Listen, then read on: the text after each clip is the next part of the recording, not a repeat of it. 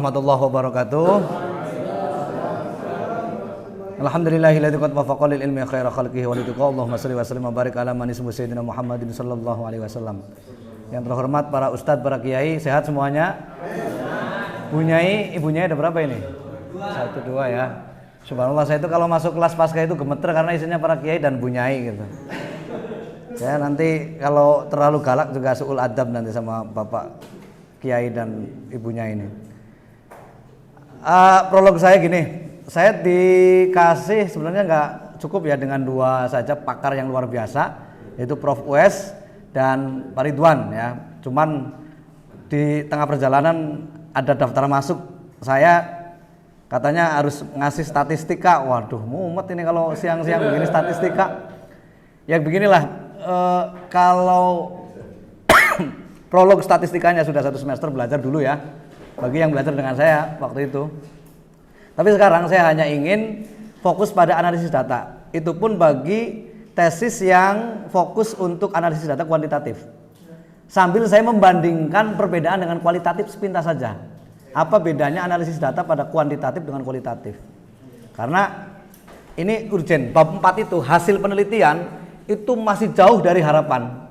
Banyak sekali yang kalimatnya itu kalimat non baku, ya tidak baku. Kemudian kalimat-kalimat kutipan dari narasumber aslinya gitu masih belum disusun gitu ya, belum di SPOK-kan, EYD-nya belum. Nah ini yang perlu diperbaiki, terutama pada penelitian kualitatif. Kalau kuantitatif sebenarnya karena coding sih angka saja yang bicara, sehingga tidak memerlukan ejaan yang disempurnakan gitu.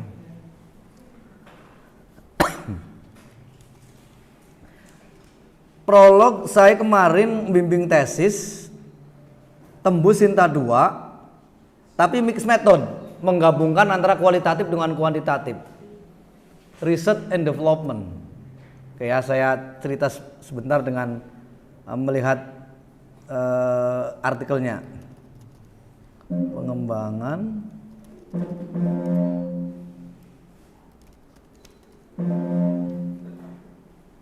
kok enggak ini ya. Oke. Oh, model pengembangan. Oh, enggak masuk ya.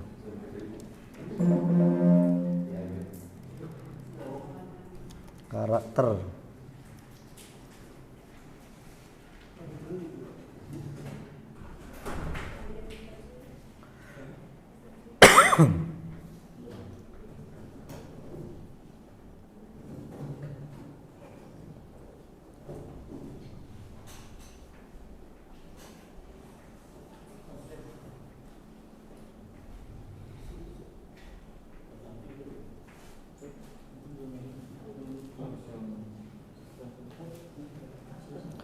Sambil ngopi, sambil apa nggak apa ya, asal tidak sambil tidur.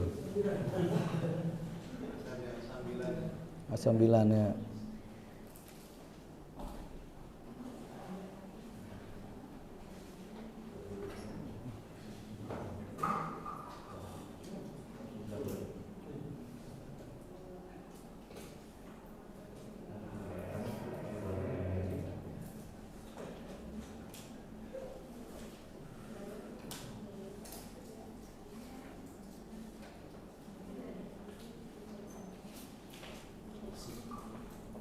Enggak.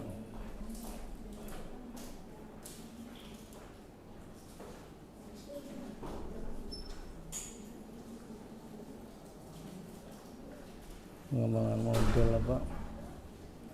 Pengembangan model, nah ini.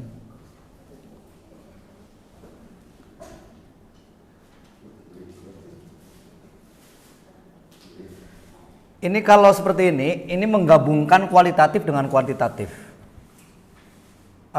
Pengembangan model, jadi kualitatif untuk menciptakan produk, kuantitatifnya untuk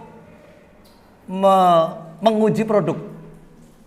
Contoh, menciptakan teknik pendidikan karakter. Ini bagaimana saya mendidik karakter di lingkungan perumahan. Nah, itu dibuat desainnya menggunakan desain kualitatif. Setelah jadi desainnya, nanti desain ini diuji cobakan. Itu pengembangan. Jadi menggabungkan antara kualitatif dengan kuantitatif. Makanya di sini di abstrak.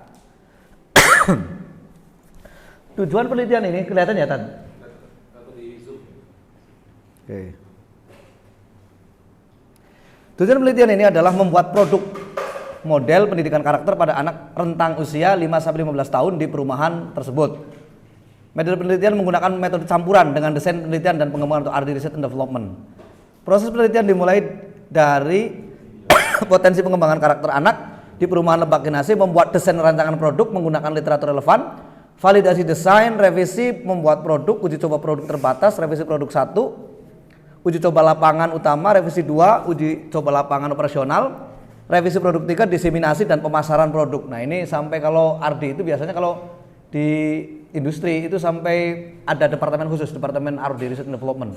Biasanya dia melakukan inovasi produk untuk pemasaran tertentu. Nah bisa masuk dalam dunia pendidikan sebenarnya.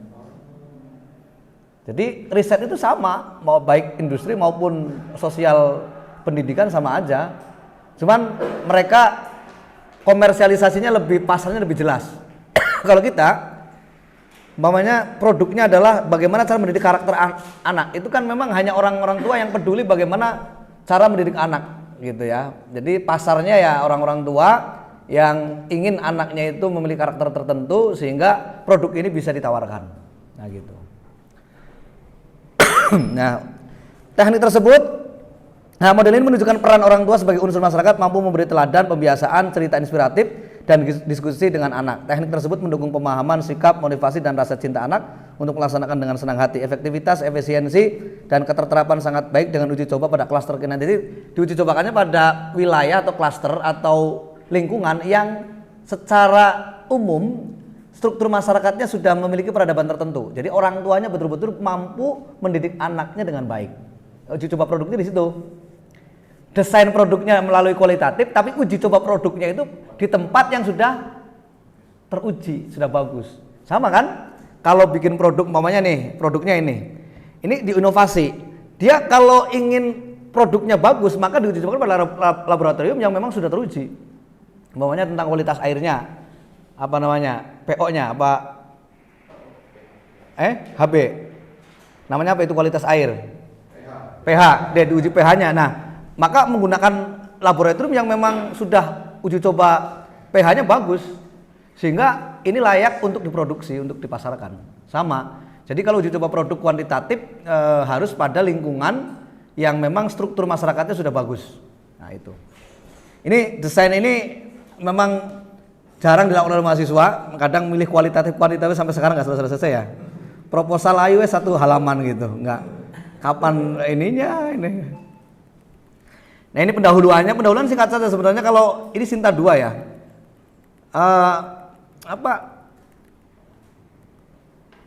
teori-teorinya disampaikan saja begini nih ya. Kan saya tuh Watson gitu ya. Nanti perbandingan kalau saya bimbing masih di dewan pustakanya cukup itu aja. Kalau 2 ya 2, umpamanya pendidikan anak-anak dan psikologi perkembangan anak umpamanya. Nah ini namanya proses membentuk karakter anak, knowing, attitude, motivation, behavior, kemudian membentuk karakter. Ini tesis ya, tesis yang sudah dikonversi oleh mahasiswa ke jurnal sehingga dia bisa publish di Sinta 2. Memberikan teladanan, ayatnya boleh kan gitu. Pembiasaan, diskusi dan sebagainya. Nah, ingin saya sampaikan sepintas proses penelitian kualitatif dengan kuantitatif secara mix ya, campuran. Nah, ini prosesnya seperti ini. Ini desainnya, proses pengenalan lingkungan baru. Model yang diterapkan oleh Guthrie tentang untuk melepaskan anak dari ketergantungan. Jadi umpamanya anak pakai HP, terus bagaimana supaya anak itu mulai melepas HP. Nah, ini Guthrie teorinya. Ada thresholds, ada fatigue, buat anak itu lelah. Buat benda yang dia cintai selama ini itu buat benci. Nah, gitu. Itu Guthrie ya. Ini tawarkan saja, itu kan proses perkenalan. Nah, eksperimennya Skinner juga disampaikan. Nah, ini metodenya. Ini proses research and development. riset ini ya untuk kualitatif itu ranahnya sampai sini. Ya, ini kualitatif. Wah, udah habis ini. Riset potensi pengembangan karakter anak di perumahan vaksinasi di sini itu kualitatif. Kajian literatur, pengumpulan data, rencana produk. Nah, rencana produk itu dibuat oleh penelitian kualitatif. Sampai sini penelitian kualitatif nih. Nah, setelah dapat produk, maka divalidasi desain. Kemana? Ke pakar. Konsultasikan desain itu kepada doktor bidang pendidikan karakter atau profesor pakar pendidikan akhlak. Nah, itu nanti desainnya masih kurang nih, ada perlu tambahan ini, tambahan itu segala macam ya di sini. Lalu direvisi. Ya, validasi desain kemudian direvisi. Oleh siapa? Peneliti. Iya, oleh peneliti kan? Setelah masukan-masukan dari pakar bahwa desainnya masih kurang, perlu ditambahi, perlu dimasukkan item-item tertentu sehingga fokus pada pembentukan karakter tertentu, umpamanya atau akhlak tertentu, baru nanti peneliti merevisi desain dengan tim umpamanya, boleh ya. Kemudian pembuatan produk. Nah, udah mulai produksi. Jadi produknya kayak apa sih? Proses pendidikan karakter ya seperti skema-skemanya begitu. Nah, setelah itu kemudian diuji coba terbatas. Uji terbatas itu di lingkungan pertama ya 10 orang, 20 orang, 30 orang gitu ya, 30 anak diuji cobakan. Gimana? 30 keluarga umpamanya.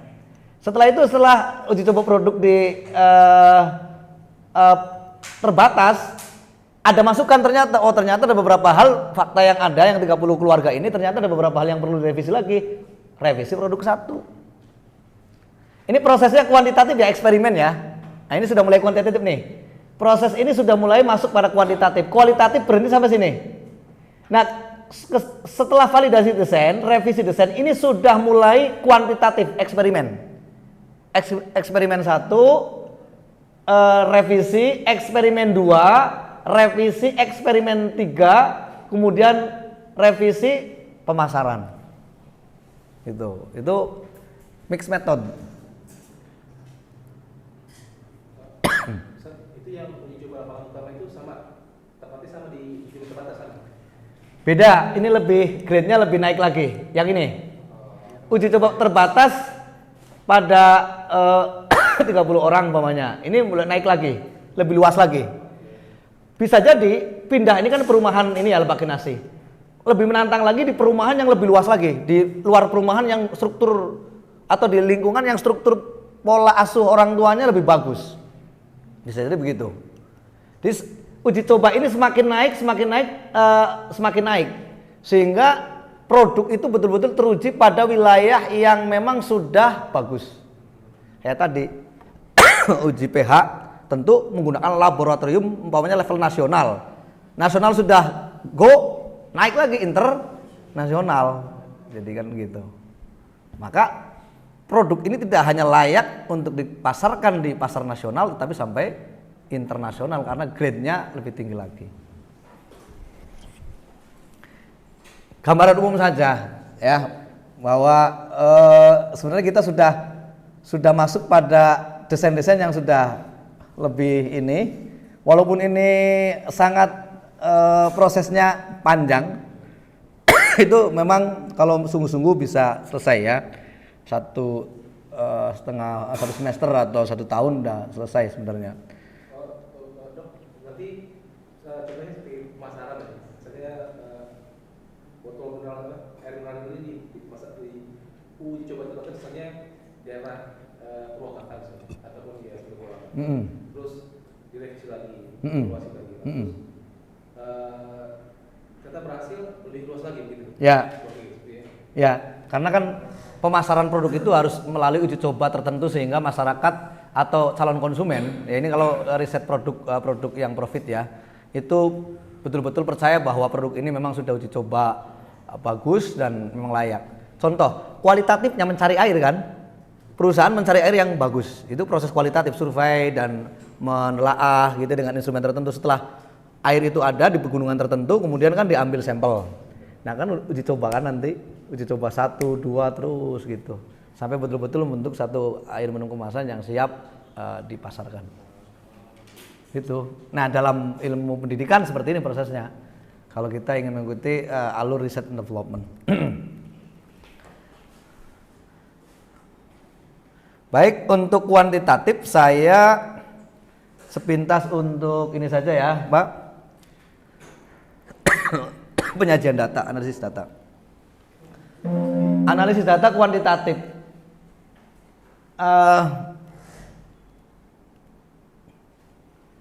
Univariate, variasinya banyak sebenarnya. Kalau penyajian data kualitatif itu kan deskripsi, kalimat dan kata. Ya. Ingat, penelitian yang manipulatif itu hanya eksperimen. Saya ulangi, penelitian yang manipulatif, yang dimanipulasi oleh peneliti itu hanya eksperimen. Selain itu natural setting. Mau korelasi, mau survei kuantitatif itu alami. Peneliti hanya ingin mencari koefisiensi korelasi antara kompetensi guru dengan prestasi belajar, dengan motivasi belajar, dengan akhlak siswa, ya kan?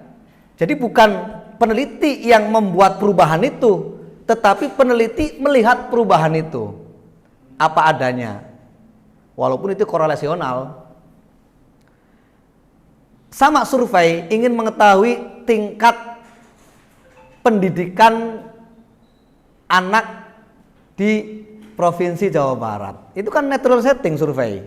Hanya ingin mengetahui tingkat pendidikan saja, tidak kemudian peneliti melakukan treatment agar pendidikan anaknya itu mulai meningkat, tidak.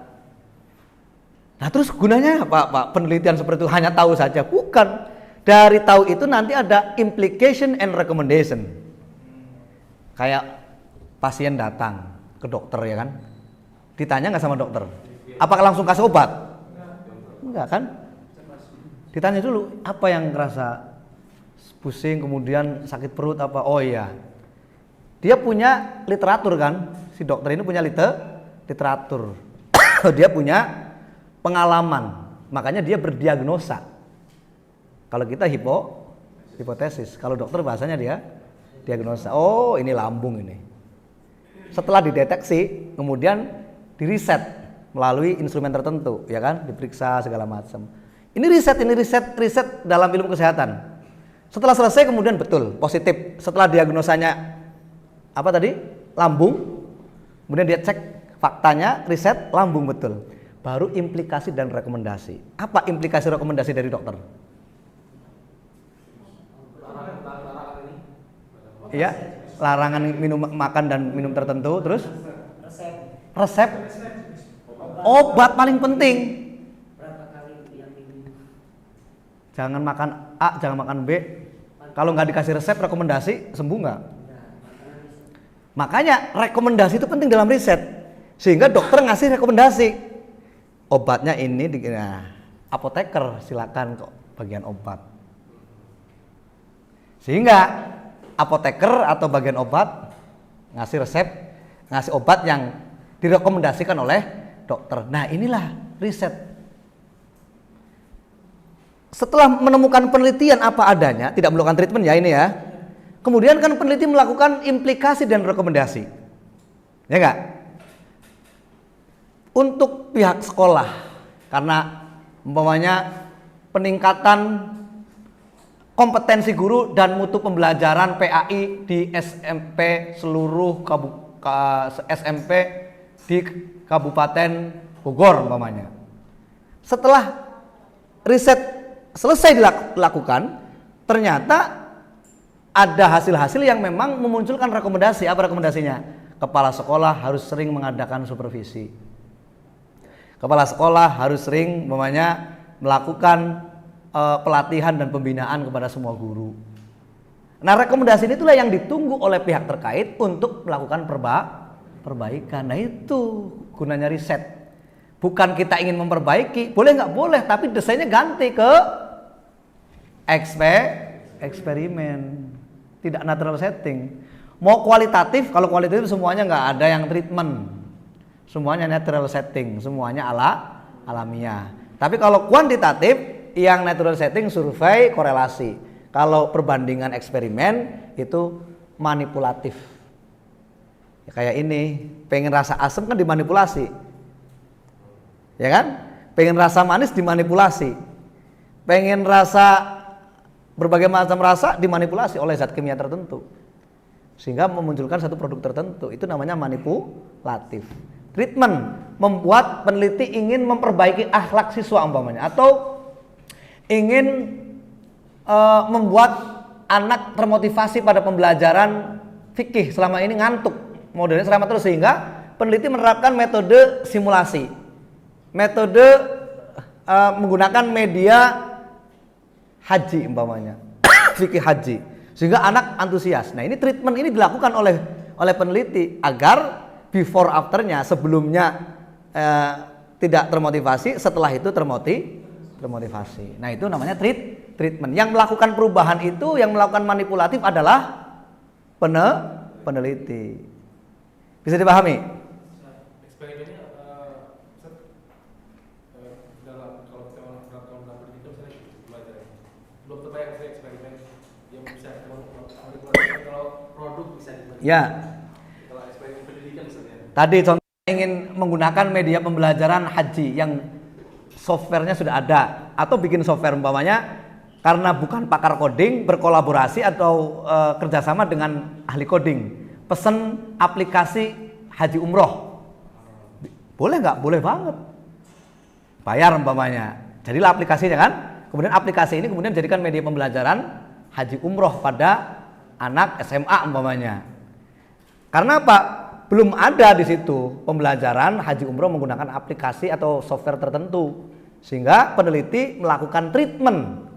Nanti diuji cobakan dulu. Sebelum diuji cobakan, ada yang satu kelas, ada yang dua kelas, kelas kontrol, kelas eksperimen. Kelas kontrol menggunakan pembelajaran biasa tanpa menggunakan media, eksperimen menggunakan media. Dua-duanya sebelum diuji cobakan menggunakan platform ini, pretest dulu, pretest.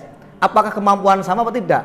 Kalau nggak sama berarti memang selama ini pembelajarannya beda-beda. Ya kemungkinan kalaupun berbeda tidak signifikan, ya tidak terlalu jauh. Nah, nanti setelah kelas eksperimen diberi aplikasi haji umroh sedangkan kontrol tidak, nanti di post test, uji coba setelah dilakukan treatment. Bagaimana perbedaannya?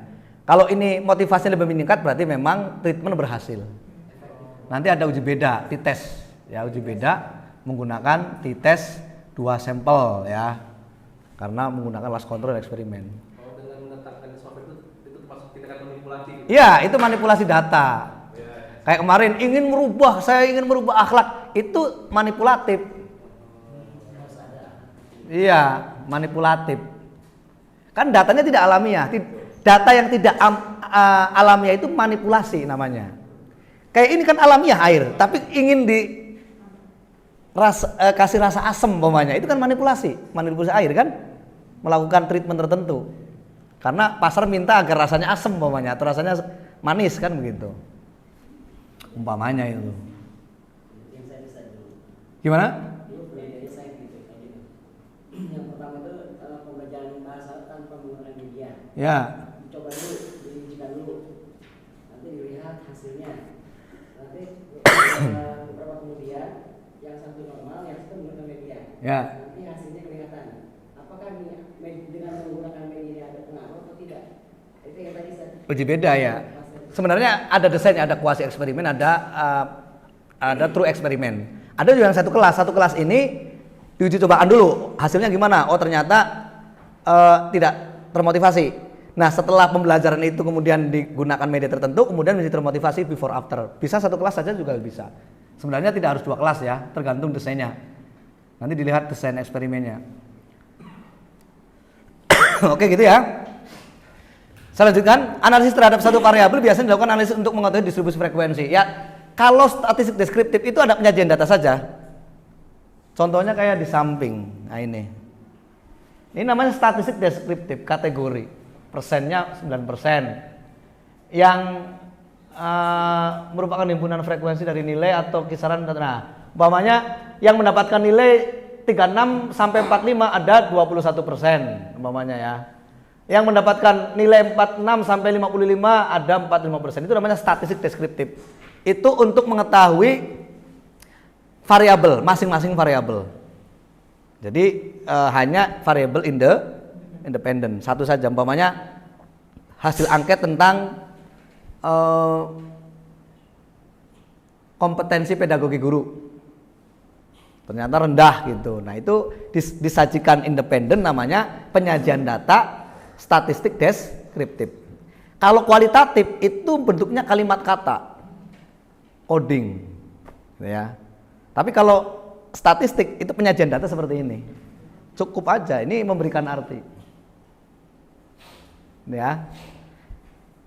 Variabel x-nya, y-nya umpamanya prestasi belajar siswa. Nanti juga secara independen prestasi belajar siswa disampaikan. Skor tertingginya berapa, skor terendahnya berapa, intervalnya berapa, frekuensi umpamanya. Itu yang kuantitatif ya. Itu penyajian data. Untuk sentral tendensi itu sebenarnya menggunakan min, median, modus. Umpamanya kalau min itu kan nilai tengah, median itu min itu rata-rata, median itu nilai tengah, modus itu yang sering muncul. Makanya contohnya ini yang contoh rata-rata. Pada umumnya digunakan jumlah nilai semua pengamatan observasi lalu bagi dengan ini, angket juga bisa ya. Umpamanya 15, 20, 21, 20, 36, 15, 25, 15. Jumlah 8 nilai tadi adalah 167. 167 dibagi jumlah data. Jumlah datanya berapa? 8. Berarti nilai rata-ratanya adalah 20,875. Nah, itu namanya central tendensi. Apa sih fungsinya? Ingin tahu saja. Kayak rata-rata nilai statistika pendidikan semester 3 berapa? Rata-rata nanti yang akan muncul. Nah, ini caranya begitu. Untuk mengetahui rata-rata. Apa sih fungsinya? Untuk memberikan informasi kepada pembaca bahwa rata-rata data yang didapatkan pada satu objek tertentu, ya itu hasilnya begitu. Sehingga orang bisa, rata-rata masyarakat itu miskin, jadi yang perlu bantuan prioritas adalah masyarakat itu, jangan yang di sana, karena dilihat rata-ratanya sudah mulai menengah ke atas, kan gitu. Dari pedoman untuk make decision, iya kan? Setelah tahu rekomendasi, kan begitu. Rekomendasi bahwa bantuan yang harus dilakukan oleh pemerintah setempat bukan kepada masyarakat X tapi masyarakat Y umpamanya. Karena apa? Rata-rata masyarakat Y lebih membutuhkan daripada masyarakat X dengan presentasi, kan begitu. Itu rekomendasinya begitu. Umum aja ini ya, bisa median, bisa modus.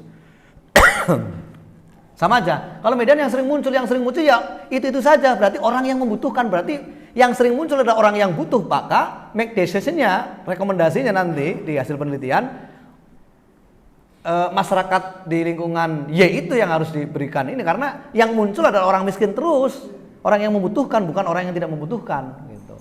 Ya sebenarnya ini teknik aja ya. Sebenarnya tidak usah menggunakan semuanya, min, median, modus, nggak usah, salah satunya saja. Ya kadang kita minnya berapa menurut ya, itu sebenarnya hanya opsi saja.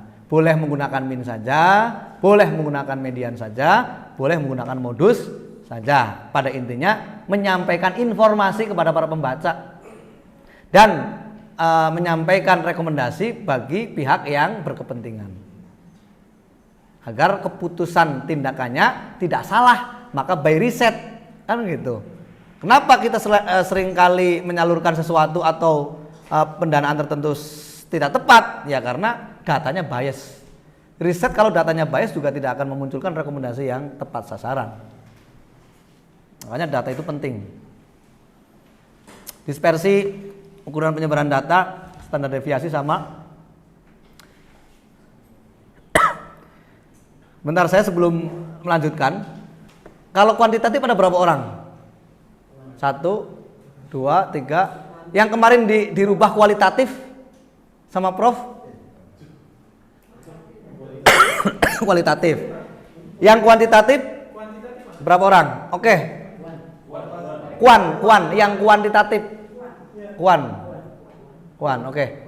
Dari Bapak dulu, judulnya apa, Pak?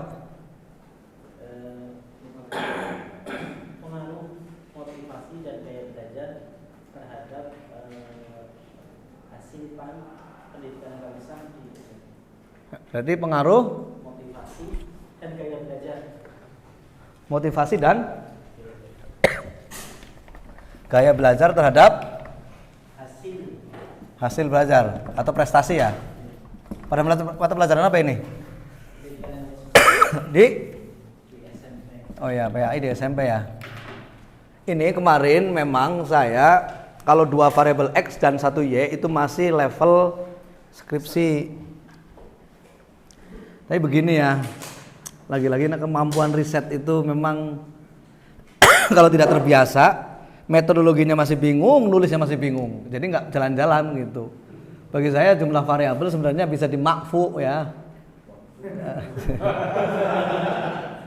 Makfuan anhu, karena memang ya faktanya riset itu bukan menjadi culture. Sehingga 3 variabel itu udah mumetnya bukan main kan. Apa dipermudah aja? Kalau dia disingkat. Kalau saya begini, ini sudah sampai berapa? Kalau nggak terlalu jauh akan saya ganti sekarang. Rekomendasi ya, bukan saya mengganti. Rekomendasi untuk ganti. Ganti maksudnya kalau pengen simple eksperimen saja. Kalau eksperimen tidak harus variabelnya banyak. Tapi kalau mau itu juga sebenarnya nggak apa-apa. Ya itu namanya kan penelitian korelasional. Sudah sampai bab berapa, Pak? 2. Bab 2. Ya sudah lanjut. Ya dikira masih latar belakang. Kalau latar belakang belum selesai ganti aja. Sudah seminar proposal kemarin? Sudah. Perbaikannya apa? Perbaikannya di rumusan masalah. Oke, clear. Berarti nggak ada perbaikan yang fundamental ya. Oke, selanjutnya yang kuantitatif apa tadi? Kualitatif. Kuan dulu. Judulnya? Pengaruh metode mengajar dan lingkungan belajar terhadap prestasi pembelajaran dari SMP 2. Lingkungan belajar itu maksudnya ini ya, di kelas kan? Iya, di kelas. Di kelas kan? Lingkungan belajar. Lingkungan belajar itu maksudnya di kelas kan? Iya. Situasi pembelajaran berarti ya. Pengaruh metode pembelajaran dan situasi pembelajaran terhadap prestasi ya. Kemarin sudah ikut seminar proposal? Sudah lebih dengan Revisinya apa? di rumusan juga sama. Rumusan. Sekarang sudah masuk ke bab 4 ya. Bab 4. Nah, bab 4 itu nanti penyajian data segala macamnya ya harus intens. Masih di bab 3 masih nanti Ya, baik. Siapa lagi yang kuantitatif? Bukannya kemarin sudah diganti sama Prof kualitatif, apa masih kuantitatif? Kemarin dengan Prof siapa ya? Oh, apa ini? Beda. Gimana Pak? Judulnya? Apa ya? Judulnya efektivitas peranan guru PAI dan orang tua dalam peningkatan ketaatan melaksanakan sholat 5 waktu. Sebentar. Keefektifan Peran guru PAI dan orang tua dalam peningkatan ketaatan siswa dalam melaksanakan sholat fardu. peran guru dan peran Guru dan orang tua dalam peningkatan ketaatan siswa dalam pelaksanaan sholat fardu. Nah ini yang apa ya, lokusnya kan beda-beda, ada di sekolah, ada di rumah gitu kan. Yang PS. Ya tapi peran orang tuanya kan instrumennya di rumah ya kan, SMP ya. Berarti angketnya tetap ke anak. Ke anak dan orang tua juga. Kemarin revisinya apa saja? Di peran itu lebih kemana perannya seperti apa? Peran atau peranan? Kalau peran itu kan kalau nggak salah kemarin itu masukannya masuk ke kualitatif ya. Enggak, waktu itu kuantitatif kualitatif. Kuan. Istilah peran atau diksi kalimat peran itu sebenarnya tidak begitu familiar di kuantitatif. Jadi ya langsung saja iya. Ini maksudnya efektivitas peran guru PAI itu dalam hal apa sih? Variabelnya belum kelihatan. Dalam ini dalam pendampingan, dalam mengarahkan kepada siswa ketika sholat fardu. Ya pola bimbingan guru dan orang tua, ya kan? Dampaknya terhadap sholat siswa, sholat kan? Ya jadi bimbingannya sejauh mana instrumennya atau variabelnya itu bimbingan guru dan bimbingan orang tua. Ini kecenderungannya kualitatif ini. Iya. Jadi bagaimana peneliti mampu mengungkap fakta-fakta tentang orang tua membimbing anaknya agar rajin sholat, kan begitu. Karena sebagiannya kan sebagian di sholat, sebagian di rumah. Nah itu yang kemarin kalau nggak salah yang uji siapa? Yang uji proposal. Saya kan? Nah itu yang lokusnya beda-beda itu. Saya masih ingat soalnya, kok satu sisi di rumah, satu di sekolah, nanti instrumennya gimana ini? Itu kalau penelitian itu lokusnya satu aja, jangan rumah. Karena apa? Kita waktunya terbatas dan dananya terbatas. Riset itu begitu. Riset itu semakin spesifik, itu semakin bagus. Jadi riset itu jangan beberapa tempat, nanti waktu dan biaya itu yang membuat seorang peneliti harus mempertimbangkan. Makanya riset itu umpamanya meningkatkan motivasi belajar siswa pada mata pelajaran fikih dengan menggunakan media atau dengan metode problem based learning. Jadi satu saja fokus melakukan treatment sampai berhasil. Jadi jangan terlalu melebar kemana-mana. Umpamanya pembinaan guru dalam, ini kualitatif ya, pelaksanaan sholat siswa. Itu tapi fokus gitu, guru gitu, jangan dulu ke orang tua gitu. Boleh nggak dengan boleh saja, tapi nanti variabelnya nanti nambah. Kalau lokusnya, apalagi lokusnya beda tempat, satu di rumah, satu di sekolah, wah lumayan itu. Jadi riset itu semakin spesifik, lokusnya semakin fokus, variabelnya semakin terinci, semakin bagus. Karena menyelesaikan masalah itu step by step. Kita punya masalah banyak, ada masalah dengan keluarga ya, masalah di sekolah, masalah dengan tetangga, masalah dengan teman. Apakah satu waktu itu mau kita selesaikan semua? Itu riset itu begitu. Mana dulu nih yang kita mau selesaikan? Masalah dengan keluarga dulu, karena prioritas. Gimana caranya masalah ini terselesaikan? Kan gitu. Setelah selesai kemudian, nah gitu. Jangan semuanya dalam satu waktu diselesaikan. Nggak akan selesai. Ya kalau selesai pun itu membutuhkan waktu yang lama dan hasilnya kurang spesifik, kurang memberikan rekomendasi yang baik, yang konkret. Gitu. Sebenarnya kemarin itu ragunya di situ waktu dua tempat ini. Spesifik aja, mau sekolah-sekolah, di keluarga, mau dengan tetangga-tetangga kan gitu, mau dengan lingkungan-lingkungan. Jangan digabung-gabungkan. Tapi ini ya. ini kan lokasi memang sekolah. Ya. Lebih ke arah peranan guru penyampaian ini dengan orang tua di rumah. Ya, tapi kan tetap harus ada lokus di rumah karena ada orang tua kan. Ya, orang tua tempatnya di mana? Iya, kecuali di sekolah. Jadi sekolah juga. Nah, itu maksud saya begitu. Riset gini, kalau mau riset airnya saja. Mereka itu kalau bikin kemasan dia desainnya ke orang kemasan lagi, betul nggak? Produk mau bikin tutup ini, ya mungkin ke orang desain tutup lagi. Tidak diborong semuanya, nggak akan selesai. Pakar air menangani tentang airnya, pakar desain botol diserahkan kepada botolnya, pakar desain ini diserahkan, semuanya punya riset masing-masing sehingga digabungkan, namanya riset kolaboratif. Bisa dipahami ya?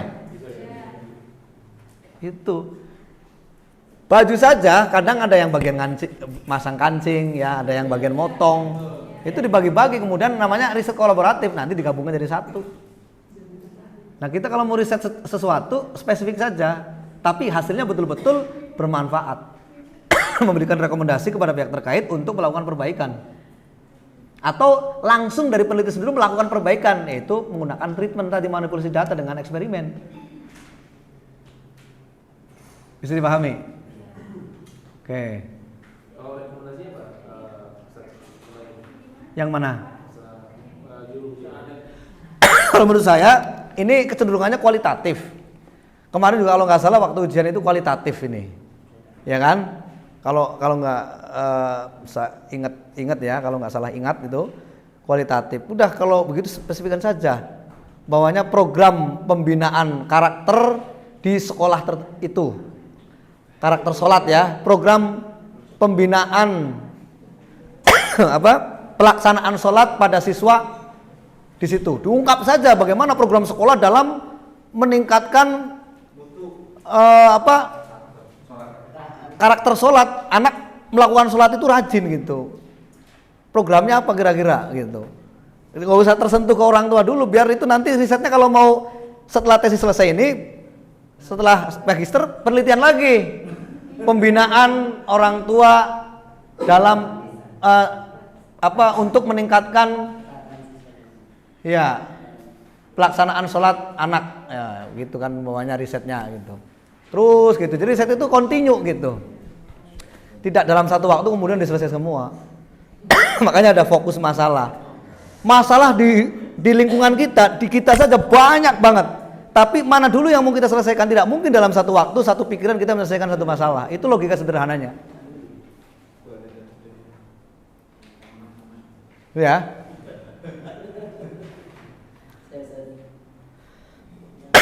Yang di belakang dari ibu-ibu, Bu Nyai.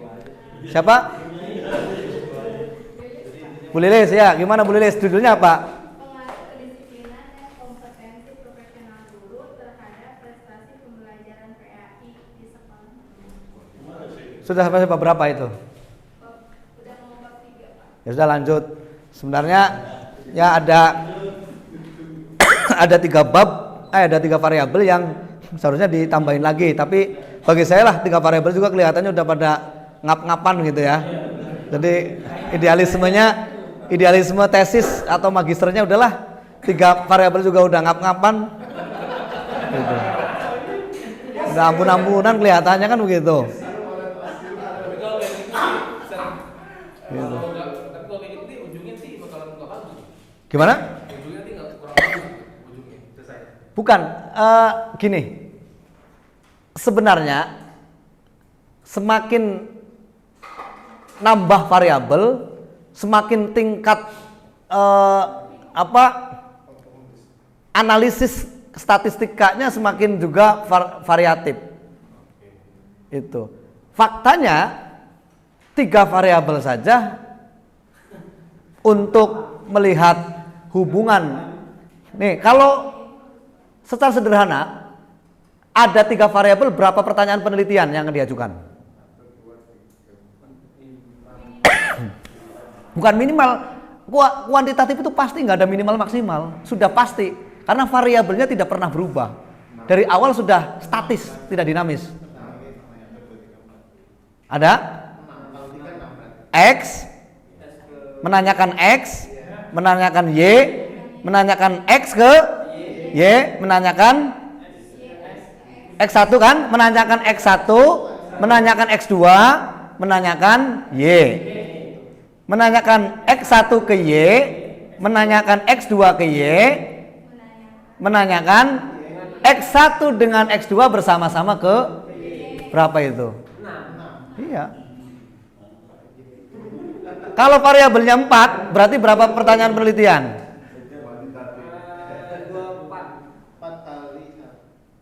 4 kali 6. Berapa?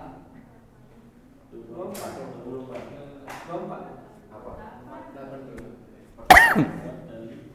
X1, X2, X3, Y. Ya kan? 4. Ya kan? X1 terhadap Y, X2 terhadap Y, X3 terhadap Y, X1, X2, X3 terhadap Y. Apaan? Jadi apakah tidak menurunkan grade kuantitatifnya? Kalau mau, wah seneng banget 4 variabel berarti X-nya 3, Y-nya 1. Malah itu yang kemarin diinikan oleh Prof. Sugiono kan waktu kita seminar juga. 2 variabel X, 1 Y itu skripsi kan begitu kata beliau. Ya karena beliau kan sudah pakar betul di statistika. Nah sehingga kalau mau tambahin lagi variabelnya.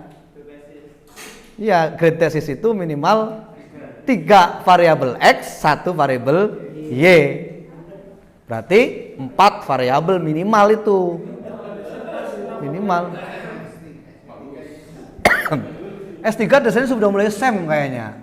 Struktural equation model itu ya, yang rumit banget. Judulnya sederhana, namanya model-model pembelajaran project based learning dalam mata pelajaran Al-Quran hadis. Tapi isinya variabelnya bisa bercabang-cabang itu. Tergantung paradigmanya. Apa? Paradigma atau literatur yang diinginkan oleh peneliti. Itu pakai SEM, lebih rumit lagi. Judulnya sederhana tapi variabelnya bisa nyampe 7-8 variabel. Tergantung argumentasi paradigmanya. Jadi, tidak ada perbedaan secara objek riset antar skripsi, tesis, dan disertasi, nggak ada. Yang membedakan adalah umur kita 20 tahun, umur kita 30 tahun, umur kita 40 tahun. Kira-kira bedanya apa? Pola pikir, pengalaman, mengambil keputusan. Tapi kalau umur, yang namanya umur bersifat ya kan? Jadi kualitas saja yang beda. Risetnya, angkanya tetap sama walaupun beda angka. S1 kan 1, S2 kan 2, S3 3. Tapi ingin menyampaikan bahwa grade S1, S2, S3 itu ya harus disesuaikan dengan umur, kan begitu istilahnya. Dengan kerangka berpikir dan pengalaman. Masa strata 2 pola pikirnya masih gitu loh maksudnya. Nah, itu yang dimaksud dengan grade grade-nya turun, tapi risetnya sama. Riset itu mau S1, S2, S3 diperuntukkan untuk menyelesaikan masalah-masalah di tengah masyarakat sesuai dengan bidang ilmunya. Itu tujuannya satu. Tergantung grade-nya tadi.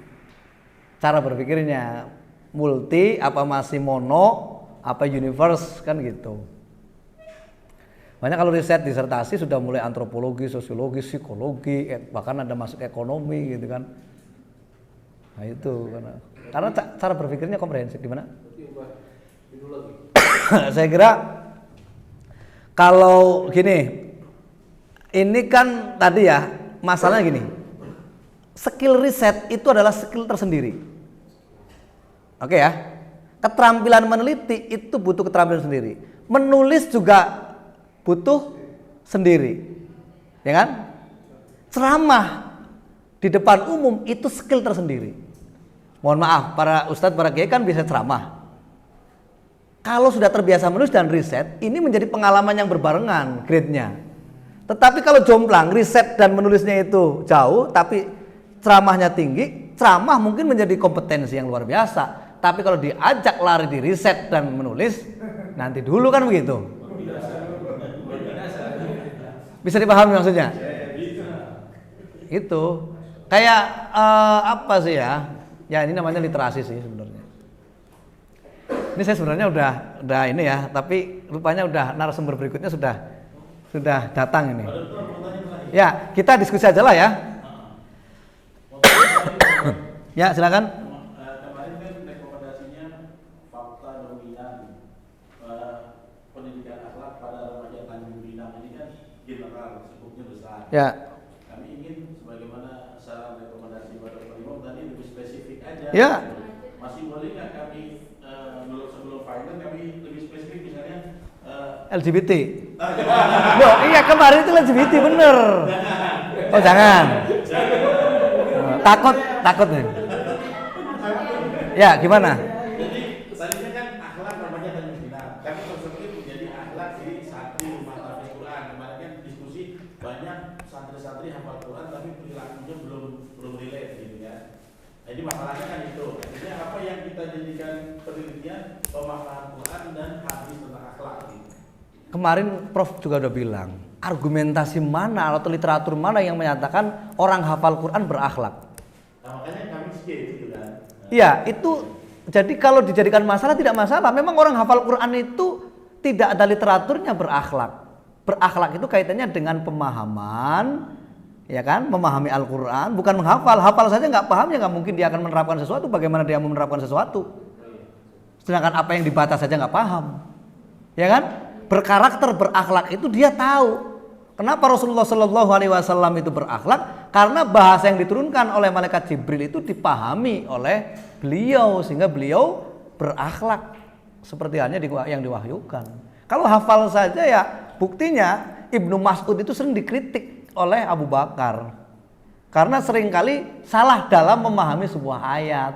Sedangkan Abu Bakar tidak hafal tapi paham maksud pesan ayat karena apa? Sangat dekat sekali dengan Rasul. Oke. Peran pemaknaan Al-Quran dan hadis akhlak terhadap perkembangan santri gitu. Jadi bukan di remaja misalnya di kota. Berat aku Risetnya mau di mana? di salah satu rumah tafsir saja. Udah itu saja. Itu saja. Cuman tadi riset problemnya, masalahnya yang masih perlu dipastikan. Kalau hafal Quran kaitannya dengan wah kenapa sih orang hafal Quran kok akhlaknya nggak baik loh? Apa hubungannya hafal Quran dengan akhlak? Nggak ada literaturnya. Kalau memahami ya. Tafsir misalnya ya. Gimana? Dalam tafsir ya. Iya memahami ya. Umpamanya tingkat pemahaman siswa hafal Quran ya, siswa yang hafal Quran, tingkat pemahaman ayat Al-Quran siswa dampaknya terhadap perubahan karakter. Nah itu dilihat paham Quran tapi kok setiap hari dia menyimpang dari apa yang dijelaskan dalam Al-Quran padahal dia paham. Kenapa ini? Itu metafisis nanti. Kalau nanti tidak bisa diteliti kalau begitu. Kalau langsung kepada semuanya keputusan Allah ya semuanya keputusan Allah. Nggak ada riset, nggak ada proses, betul nggak? Iya. Makanya kekuatan literatur, kekuatan baca, jam terbang baca itu penting. Karena mengapa kita selalu berasumsi? Karena kurang baca. Asumsi kita seringkali salah karena kurang baca. Padahal literatur itu sudah sangat banyak menjelaskan tentang fakta-fakta yang berkembang. Contoh, kenapa demikian? Karena pemahaman Al-Quran dia sebatas ingin dipuji oleh orang, bisa jadi indikatornya ingin dikatakan orang pandai, tapi tidak ada tujuan untuk memperbaiki diri sendiri. Itu kan fakta. Sehingga hafal Quran, paham Quran, tetapi belum berkarakter seperti halnya Al-Quran. Ya itu masalah justru begitu. Nah itulah masalah yang perlu diangkat. Nanti rekomendasinya perlu ada program muhasabah binafsi kan gitu untuk pihak terkait. Bukan hanya paham, bukan hanya menyampaikan apa yang dipahami, tetapi semua santri berdasarkan program-program pesantren atau rumah tahfidz Quran harus mulai memperbaiki dengan muhasabah binafsi dan sebagainya. Ada program-program lagi. Itu kan rekomendasi nanti. Bisa dipahami ya? Ya.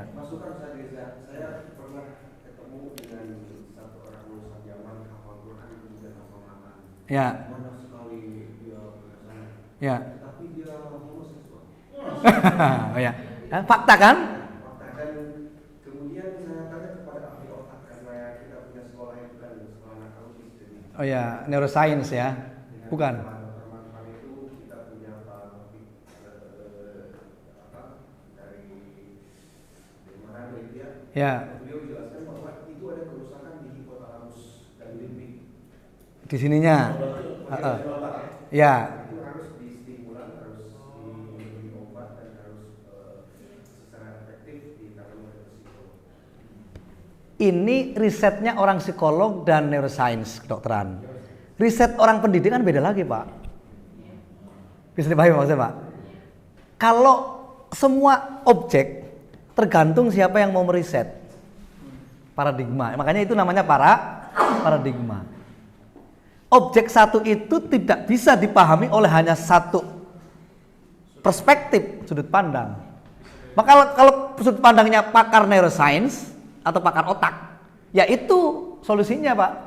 Tapi kalau orang pendidikan kelihatannya belum mampu memberikan sentuhan pemahaman pada perbaikan pribadi. Mungkin situasi lingkungan di sekitar juga tidak mendukung itu. Dia terlibat pada komunitas yang memang cenderung LGBT. Itu kan behaviorism. Jadi kalau pakar sosial pendidikan yang behavioristik itu tidak akan menyentuh ke otak, Pak.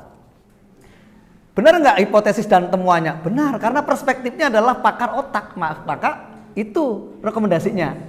Tapi kalau orang pendidikan seperti kita, rekomendasinya nggak akan seperti itu karena kita bukan pakarnya.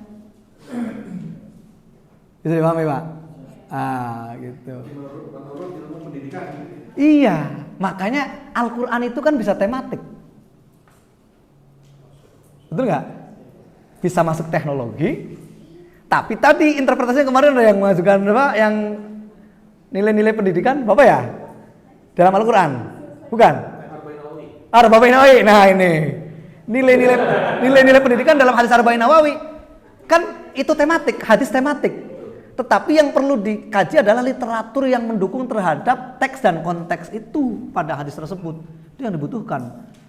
Satu kitab tafsir, mufasir itu menukil atau mengutip beberapa tafsir lain, bayangkan.